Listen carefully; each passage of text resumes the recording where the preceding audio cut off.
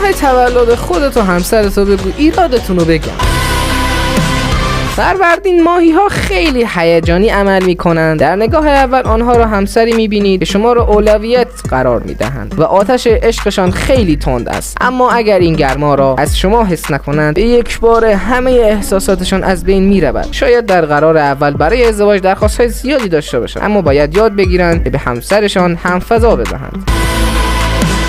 اردیبهشتی ها عاشق هستند، اما هیچ وقت در زمینه عشقی جنگجو نمیباشند.